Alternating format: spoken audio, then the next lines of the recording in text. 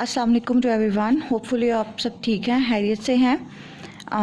हमने जो कॉलेज में है चैप्टर को स्टार्ट किया हुआ था, द चैप्टर इज़ क्लस्टरिंग, और उसमें हमने पार्टीशनल क्लस्टरिंग पे काम किया और क्लस्टरिंग के का कॉन्सेप्ट को अंडरस्टैंड किया कि क्लस्टरिंग किस स्पेस पे होती है, और अगर डिफरेंट कैटेगरीज़ के डाटा हों लाइक न्यूमेरिकल, कॉन्टीन्यूस आ जाता है, इसके अलावा कैटेगोरिकल डाटा आ जाता है, बाइनरी डाटा आ जाता है, तो हम किस तरीके से क्लस्टर्स को मैनेज कर सकते हैं और क्लस्टर्स को बना सकते हैं। और हमें क्लस्टर्स की डेफिनेशन पता थी कि क्लस्टर इज़ ऑलवेज आप जो बनते हैं आपके किस फॉर्म में बनते हैं, सिमिलैरिटी के बेस पे और डिसिमिलैरिटी के बेस पे।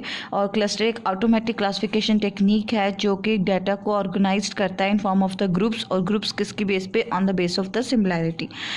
तो उसमें हमने भी पार्टीशन क्लस्टरिंग देखी। उसमें हमने देखा कि हम कैसे पहले उसमें के मीन क्लस्टरिंग थी, उसमें हमने देखा कि कैसे हम पहले रैंडम क्लस्टरिंग करते हैं और उसके बाद एक आइट्रेशन करके उसका स्क्वायर एरर फाइंड करते हैं और देखते हैं कि फर्स्ट आइट्रेशन से कि हमारा स्क्वायर एरर रिड्यूस हुआ है कि नहीं हुआ, और उसमें हम हर एक सैंपल को उसके सेंट्रॉइड से कंपेयर करते हैं और जिसका डिस्टेंस सबसे कम होता है उसको उस सेंट्रॉइड का पार्ट बना देते हैं, जिससे हमारे स्क्वायर एरर को रिड्यूस किया जा सकता है।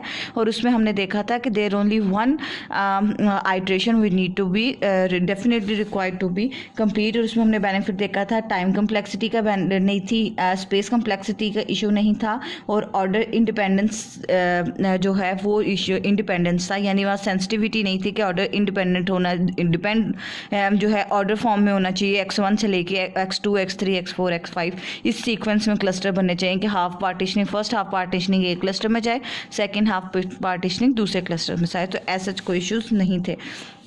तो अभी हम यहाँ डिस्कस करने लगे हैं another clustering technique, that is incremental clustering. Incremental clustering आप यहाँ समझ लें कि हम यहाँ पे 1 बाय 1 क्लस्टर सैम्पल्स को चेक करेंगे और उसको क्लस्टर का पार्ट बनाएंगे। लेकिन सबसे पहले हम ये अंडरस्टैंड करते हैं कि बहुत सारी एप्लीकेशंस हैं, देयर आर मैनी एप्लीकेशंस जिनका जो डाटा है वो need to be cluster. But अगर हम बात करते हैं कि the data is very large, अगर हम बात करते हैं बहुत पहले टाइम की, यानी 10 डिकेड्स या 22 डिकेड्स की बात करते हैं या 1 डिकेड की बात करते हैं, यानी 10 ईयर्स पहले, 20 ईयर्स पहले, तो वहाँ अगर देखा जाए तो डाटा सेट्स जो हैं वो हमें सिर्फ सेवरल थाउजेंड्स की बात करते हैं। जब लार्ज डाटा सेट की बात होती है तो उस वक्त सिर्फ थाउजेंड्स की बात होती थी। नाउ अब हमारी जो लार्ज डाटा सेट का मतलब है मिलियंस ऑफ रिकॉर्ड्स। तो मिलियंस ऑफ रिकॉर्ड को हमने बोला था कि पार्टीशनल क्लस्टरिंग में हमारा सारा डाटा मेन मेमोरी में स्टोर होता है। लेकिन जब हम इधर आते हैं तो उसने कहा कि जब लार्ज डाटा सेट को कंपेयर किया जाता है तो लार्ज डाटा सेट का जो प्रॉब्लम है उसका मतलब कि the large data set is a millions of data records, million of samples. तो उस कंडीशन में हम सारी चीज़ें तो मेन मेमोरी में नहीं रख सकते, बिकॉज मेन मेमोरी का size is not too enough, small size होता है, ये तो हमें भी पता है। तो उस प्रॉब्लम को सॉल्व करने के लिए उन्होंने क्या किया कि 3 मेथड्स बताए, डिस्कस किए। कि पहला मेथड ये है कि हम अपना डाटा सेकेंडरी जो है, ये आपके साथ में मेन मेमोरी की प्रॉब्लम शेयर कर रही हूँ। तो उन्होंने कहा कि मेन सारा डाटा हम कहाँ रखते हैं, डाटा सेट पूरा का पूरा हम रखते हैं सेकेंडरी स्टोरेज मेमोरी में।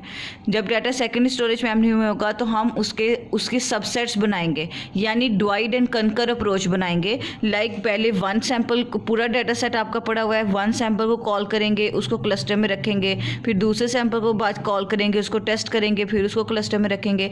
यानी बेस्ट तरीका ये होगा कि हम पहले डाटा को सेकेंडरी स्टोरेज डिवाइस में रखें और उसके ऊपर डिवाइड कर अप्रोच लगाएं, अप्लाई करें। तो उसके बाद उन्होंने दूसरा प्रिंसिपल ये निकाला कि डिवाइड एंड कंकर अप्रोच बनाने के लिए हम ऐसा करेंगे कि सारा डाटा मेन मेमोरी का पार्ट रहेगा, लेकिन हम क्या करेंगे, 1 बाय 1 डाटा सेट में से सैंपल को कॉल करेंगे मेन मेमोरी में, और उसे तब तक उन सब सैंपल्स को कॉल करते रहेंगे जब तक हमारे डिफाइंड क्लस्टर सेट नहीं हो जाते। इससे उन्होंने कहा कि हमारी एफिशिएंसी बढ़ेगी हमारी कंप्यूटर की। जैसे जैसे हम पैरेलली जब हम क्लस्टरिंग के algorithm, incremental clustering algorithm apply करेंगे, जैसे जैसे हमारे साथ कंप्यूटर पैरेलल एफिशिएंसी इंक्रीज होती जाएगी। So there is a discussion about कि हम इंक्रीमेंटल क्लस्टरिंग को यूज़ करें। और ये इंक्रीमेंटल क्लस्टरिंग ऐसा एल्गोरिदम था जो कि इस प्रिंसिपल्स को, इस प्रॉब्लम्स के जो सोल्यूशन थे उसको के ऊपर पूरा उतर रहा था। तो फिर हमने यहाँ देखा कि हम ऐसे चीज़ों को कवर कर सकते हैं। तो ओवरऑल अगर मैं बात करूँ तो उन्होंने यहाँ बात की है कि data sets are time to time are increasing day by day, and increasing day by day it means that not a thousands और 1 of 1000 2 of 1000, it is a millions of the records जो हैं वो increase हो रहे हैं।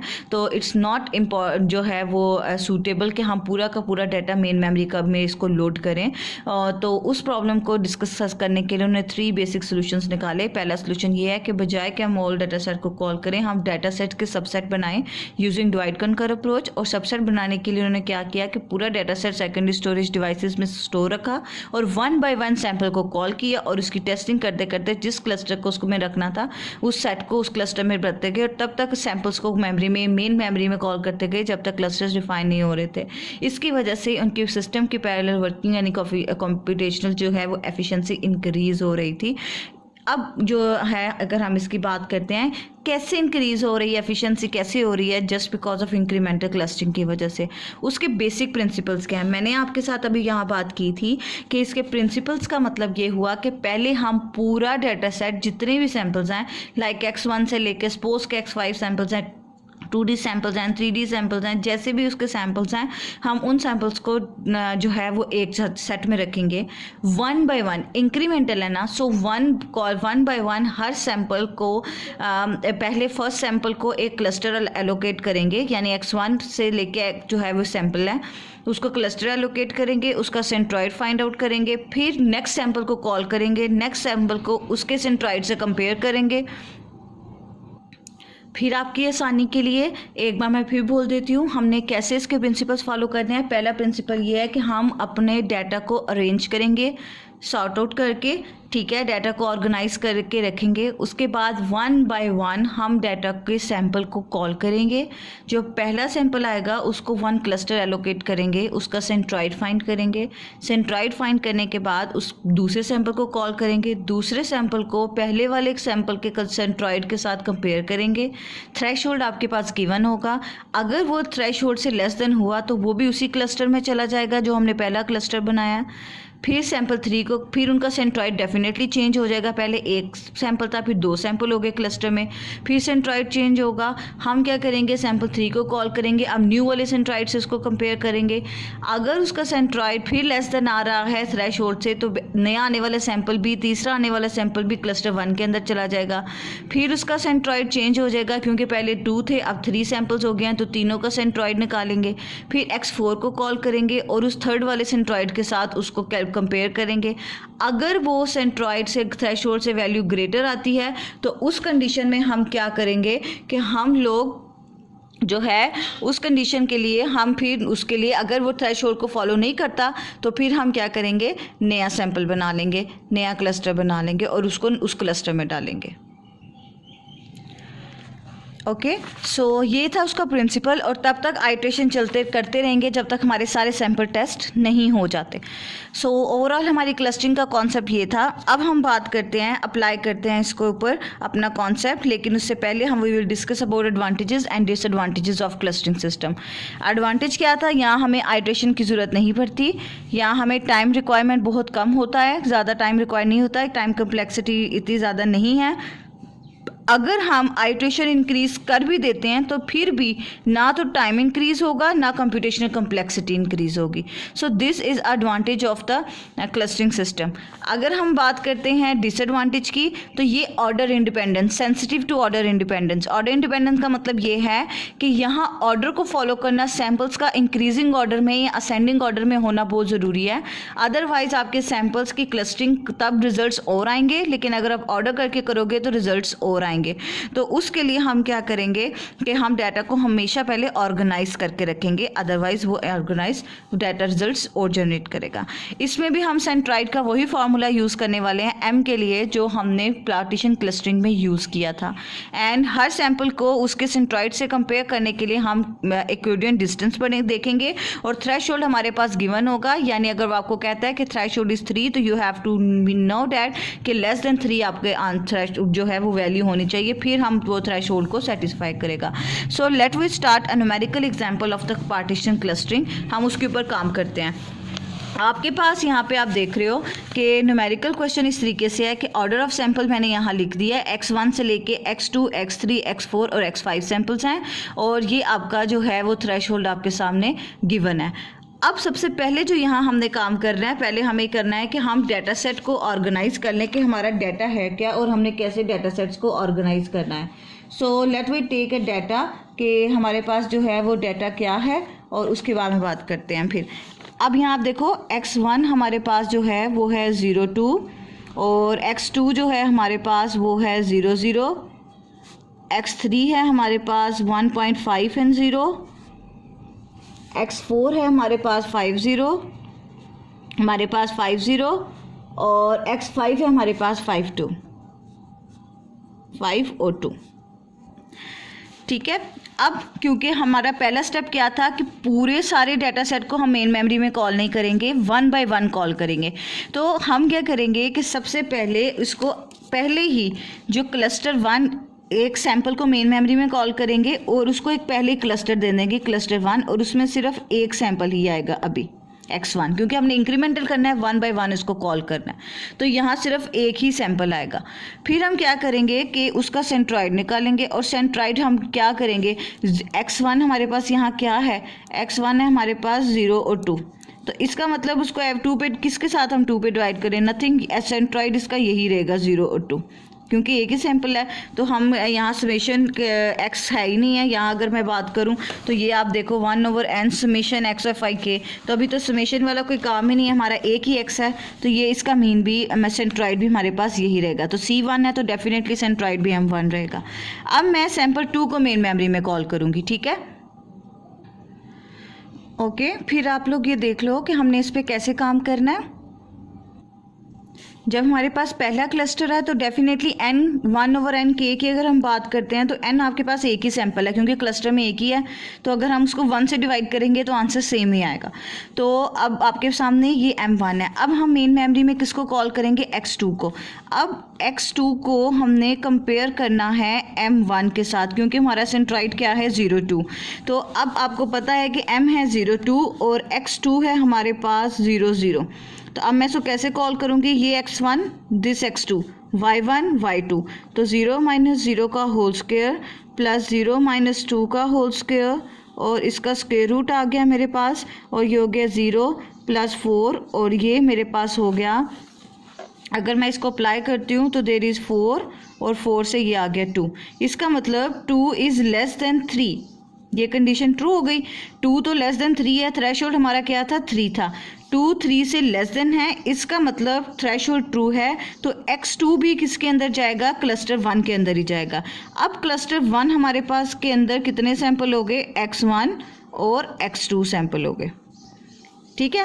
इस तरह 1 bye 1 हम सैंपल्स को कंपेयर करेंगे। फिर आप देख लो कि पहले मैंने एक पॉइंट को क्लस्टर 1 में रखा, फिर उसका सेंट्रॉइड निकाला, फिर दूसरे सैंपल को कॉल किया, उसको सेंट्रॉइड के साथ उसका यूक्लिडियन डिस्टेंस निकाला, यानी 0 - 0 + 2 0 - 2, उसका होल स्क्वायर किया तो मेरे पास ये आंसर 2 आ गया। 2 लेस देन 3 था, कंडीशन ट्रू थी, तो मैंने इस सैंपल को भी किस में डाल दिया, क्लस्टर 1 के अंदर डाल दिया।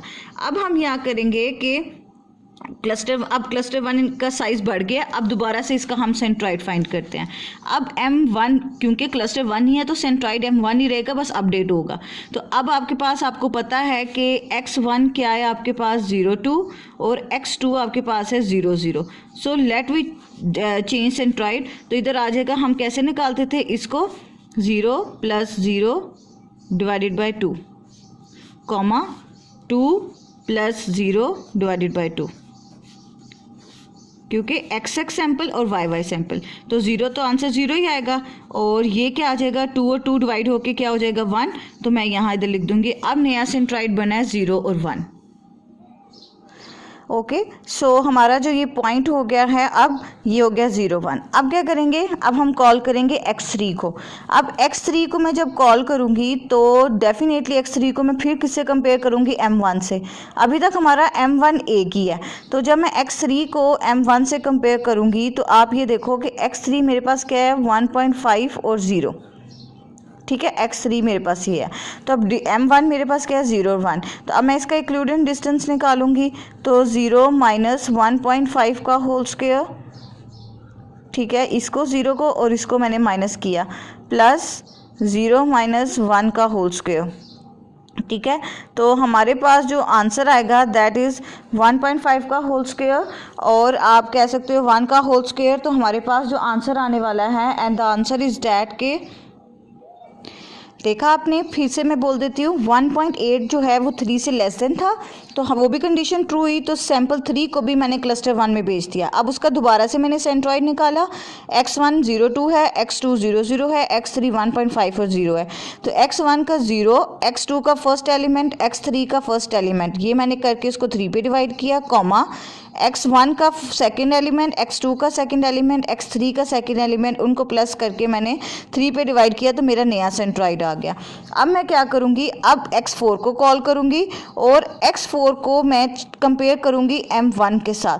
तो जब मैं m1 के साथ इसको कंपेयर करूँगी तो डिस्टेंस निकालूँगी उसका, तो फिर क्या होगा, हमारे पास x4 हमारे पास क्या है 5 और 0, ठीक है। तो अब उसके साथ मैं इक्लूडेंट डिस्टेंस आपका फाइंड करने वाली हूँ। तो 5 और 0 है, तो 5 माइनस 0.5 का होल स्क्वायर प्लस 0 माइनस 6.66 का होल स्क्वायर। तो उस कंडीशन में जो हमारा थ्रेश होल्ड आएगा 4 के साथ जो हम निकालेंगे, दैन डैट इज़ 4.55, तो वो आपके पास आ जाता है, वो 4.55 लेस देन 3। लेकिन ये तो कंडीशन फॉल्स हो गई है, ये 4 तो ग्रेटर देन 3 है, इसका मतलब ये क्लस्टर 1 में नहीं जाएगा, इसका एक अलग क्लस्टर बनेगा। तो आपने देखा कि जब तक कंडीशन ट्रू थी, हर आने वाला सैंपल पहले वाले क्लस्टर में ही जा रहा था, लेकिन जैसे कंडीशन फॉल्स हुई तो x4 ने अपना क्लस्टर बना लेना है, दैट इज़ क्लस्टर 2। अब क्लस्टर 2 में पहला सैंपल आ गया, दैट इज़ x4, ठीक है। क्लस्टर 1 का सेंट्रॉइड अब क्या है, साइज़ क्या है 3, और क्लस्टर 1 का साइज़ क्या है 1, 2 का है 1 और 1 का है 3। तो अब देखो इसका सेंट्रॉइड वही रहेगा, अब सेंट्रॉइड अपडेट नहीं होगा, अब हम इसका सेंट्रॉइड निकालेंगे C2 का, इसका मतलब अब M2 का सेंट्रॉइड होगा। तो M2 एक ही सैंपल है, तो डेफिनेटली उसका सेंट्रॉइड भी यही रहेगा, x4 की वैल्यू जो है वो है हमारे पास 50, तो इसका सेंट्रॉइड भी रहेगा, ठीक है। अब हमारे पास कितने सेंट्राइड हो गए, अब हमारे पास 2 सेंट्राइड हो गए, एक क्लस्टर 1 के लिए और एक क्लस्टर 2 के लिए। जो क्लस्टर 1 का सेंट्राइड था, जिसको हम M1 बोल रहे थे, उसकी वैल्यू थी हमारे पास 0.5 और 0.66। और जो हमारे पास नया क्लस्टर आया है क्लस्टर 2, जिसमें सिर्फ x4 है, वो हमारा सेंट्राइड 2 है, और उसमें हमारे पास वैल्यू आई थी 5 और 0, ठीक है। यही हमारे पास इसकी वैल्यू थी, आप यहाँ देख रहे हो 5 और 0। अब कॉल करते हैं सैंपल नंबर 5 को, लेकिन अब सैंपल नंबर 5 का डिक्लूडेंट डिस्टेंस m1 से हाल ही नहीं निकलेगा, अब 2 m2 है, दोनों से निकलेगा। तो d ऑफ m x5, ठीक है, x5 और m1, क्योंकि जब सेंट्रॉइड इंक्रीज होने शुरू हो जाएंगे तो हर आने वाले सैंपल को हर सेंट्रॉइड से कंपेयर करना पड़ेगा। तो अब 5 के जब 5 आया तो तब तक हमारे पास 2 सेंट्रॉइड हो चुके थे, तो अब हमें 5 को दोनों के साथ कंपेयर करना है। तो 5 वाला सैंपल हमारे पास क्या है 5 और 2, ठीक है, यही सैंपल है हमारे पास। अब हम पहले इसको m1 से कंपेयर करेंगे, तो m1 हमारे पास है 5 माइनस 0.5 का होल स्क्वायर प्लस 2 माइनस 0.66 का होल स्क्वायर, और यहाँ हमने उसका निकाल दिया स्क्वायर रूट, और सॉरी ये हो गया हमारा, हमने उसका निकाल दिया स्क्वायर रूट, और उसके बाद हमने इसको निकाला तो ये आंसर आया 4.723, और इसका वो भी ये लेस देन 3 नहीं है, ये भी कंडीशन जो है अभी देखते हैं। और दूसरा है x5 को हम कंपेयर करेंगे m2 के साथ, तो जब m2 से कंपेयर करेंगे तो m2 में क्या होगा 5 माइनस 5 का होल स्क्वायर प्लस 2 माइनस 0 का होल स्क्वायर, और 5 में से 5 का होल स्क्वायर करेंगे तो ये 0 आएगा, प्लस ये आ जाएगा 4, और ये आपके पास आ गया 2। इसका मतलब ये हो गया हमारे पास 2 लेस देन 3, ये ट्रू है। यानी सेंट्रॉइड m1 किसका था, क्लस्टर 1 का था, m2 किसका था, क्लस्टर 2 का था। तो डिस्टेंस ट्रू किसकी कंडीशन हुई है, क्लस्टर 2 की। तो इसका मतलब x5 कौन से क्लस्टर में जाएगा, क्लस्टर 2 में जाएगा। तो क्लस्टर 2 में कौन से सैंपल हो गए, x1, 4 और x5।